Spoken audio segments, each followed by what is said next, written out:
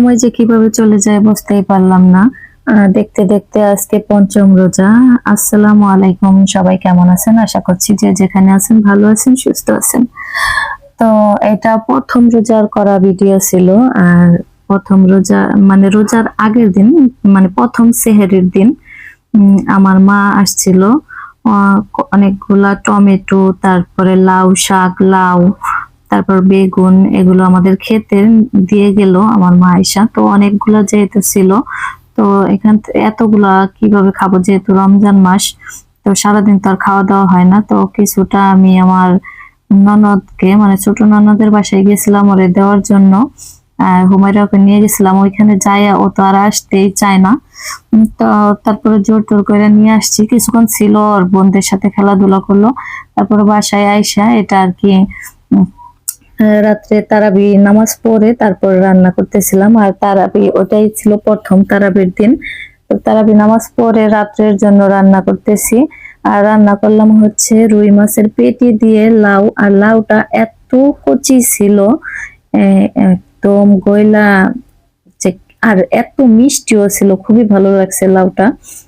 আর আমি এখানে অর্ধেকটা রাখছিলাম, লাউ দিছিল দুইটা, তো একটা শাশুড়ি মাকে দিছি, আর একটা থেকে অর্ধেক আমি রান্না করছি, অর্ধেক ছোট ননদকে দিছি। তো এই যে দেখেন লাউটা একদম কইলা অল্প একটু হয়ে গেছে।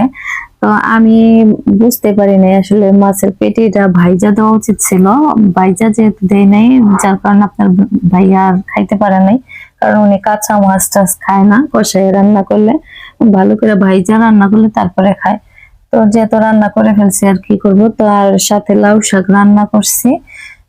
লাউ শাকটাও খুব কচি ছিল, আমি 3-4টা ডগা রাখছিলাম, কারণ যেহেতু রমজান মাস আইসা পড়ছে, তো কালকে থেকে সারাদিন রোজা থাকা হবে, যার কারণে আর বেশি রাখি নাই। তো আর শাকটা বাসি থাকলে ভালো লাগে না খাইতে, টাটকা টাটকা গরম ভাত দিয়ে খাইলে খুবই ভালো লাগে, যার কারণে অল্প একটু রাখছি। দেখেন শাকগুলা এত সুন্দর, এখনো সবুজ আছে। আর আমি জানি না রান্না করার সময় বারবার কেমন জানি হাত থেকে, মানে রান্নার এখান থেকে জিনিস পড়ে যেতেছিল। তো আমার শাকটা সিদ্ধ করা হয়ে গেছে, এখন আমি পানিটা ঝরাই নিতেছি। আর এখন আমি রসুন দিয়ে শাকটা বাগার দিয়ে নিব।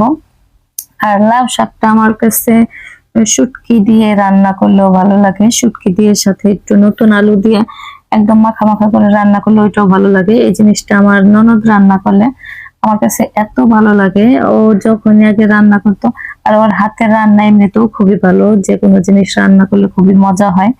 তো আগে তো বেশিরভাগ ওর রান্নাই খাওয়া হয়তো, এখন খুব একটা খাওয়া হয় না, কারণ আমিও খুব একটা যাইতে পারি না। আর বাচ্চা কাচ্চা বড় হলে জানেনই অনেক কাজ বেড়ে যায়। তো সবাই ভিডিওটা কোথা থেকে দেখছেন কমেন্ট করে বলবেন, যদি ভালো লাগে লাইক কমেন্ট শেয়ার করে পাশে থাকবেন। তো আজকের মতো ভিডিওটা এখানেই শেষ করলাম। আল্লাহ হাফেজ।